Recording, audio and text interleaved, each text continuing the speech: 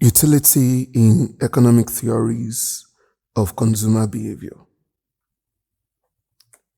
Utility in economic theory is a central idea that is used to explain how and why consumers make the choices they do in everyday life. And at its core, utility refers to the satisfaction, the pleasure, or benefit that a person derives from consuming goods or services. In other words, when you buy food, when you use your phone, or watch a movie, the level of happiness or usefulness you get from those experiences is what economists call utility. However, unlike money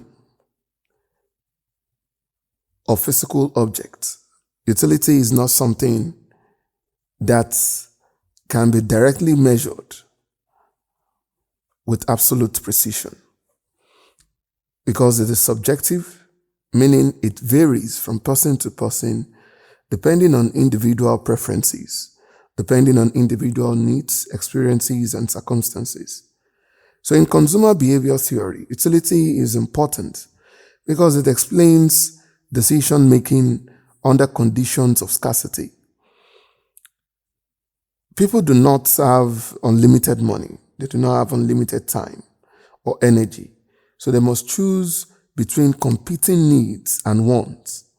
So economic theory here assumes that consumers behave rationally, meaning they try to make choices that give them the highest possible satisfaction within their constraints. For example, if a student has limited money, they may choose between buying data for internet browsing or buying food.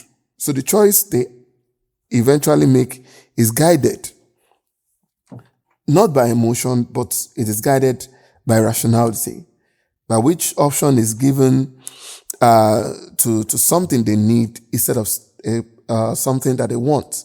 So this process is comparing satisfaction and making trade-offs, which is what drives demand patterns in the economy and shapes how market functions. Utility also helps explain how consumers prioritize their needs.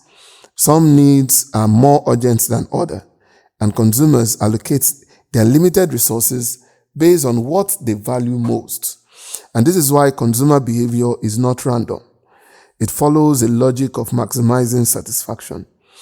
Even though individuals may not consciously calculate utility units in real life, their choices reflect an underlying attempt to get the best possible outcome from available resources. So within utility theory, economists identify different ways in which value is created for consumers. Form utility refers to the value added when raw materials are transformed into finished goods that are more useful than their original form. For example, wood becomes more valuable when it is made into furniture because it now serves a practical purpose in homes. Similarly, wheat becomes more useful when processed into bread because it becomes ready for consumption. Time utility is another thing we'll need to look at because this refers to the value created when goods and services are available at the right time when consumers need them. For example, umbrellas are more valuable during rainy season, and emergency medical services are more valuable when they are available 24 hours a day. Place utility is another thing, and this is created when goods are made available in locations where consumers can easily access them, such as distributing bottled water at sporting events or selling groceries in local neighborhood stores rather than distant farms. So possession utility is another type of utility we need to look at, and this refers to the value created when ownership of a product is transferred from seller to buyer, allowing the consumer to use it freely. And this is often achieved through selling. It is achieved through renting. It is achieved through leasing or offering flexible payment systems that make it easier for consumers to acquire goods. And to better understand how consumers make choices, Economic theory introduces two key concepts, and these are total utility and marginal utility. And speaking of total utility, it refers to the overall satisfaction a consumer gains from consuming a certain quantity of a good or service. It is the combined satisfaction from all units consumed. For example, if someone eats 3 slices of pizza and gains satisfaction from each slice, then the total utility is the sum of satisfaction from all 3 slices. As consumption increases, total utility usually increases as well, but not at a constant rate. And this is because each additional unit tends to add less satisfaction than the previous one.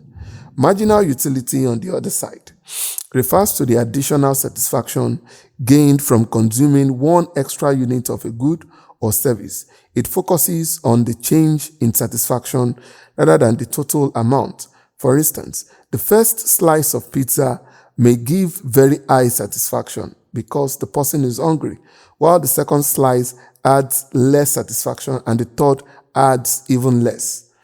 This gradual reduction in additional satisfaction is important because it directly influences consumer decisions. Rational consumers will continue consuming a good only as long as the additional satisfaction they receive is greater than or equal to the cost of obtaining it.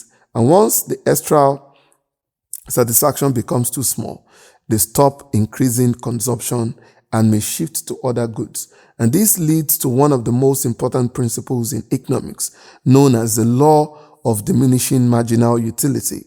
And this law states that as a person consumes more units of the same good within a given period, the additional satisfaction gained from each extra unit tends to decrease, assuming all other conditions remain constant. So in simple terms, the more you have of something, the less exciting or satisfying each additional unit becomes. So a clear example is thirst and water consumption. When someone is extremely thirsty, the first glass of water provides great relief and satisfaction. The second glass is still enjoyable, but less satisfying.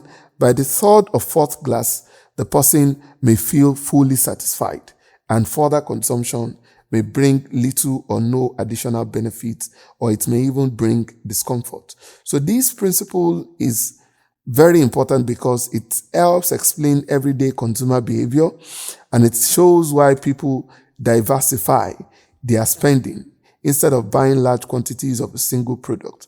It also explains why demand curves slope downward in economics, meaning that consumers are willing to pay less for additional units of a product as they consume more of it. So the law of diminishing marginal utility also has practical implications in pricing strategies, in taxation policies, and marketing decisions, because it helps businesses understand how consumers respond to changes in quantity and prices.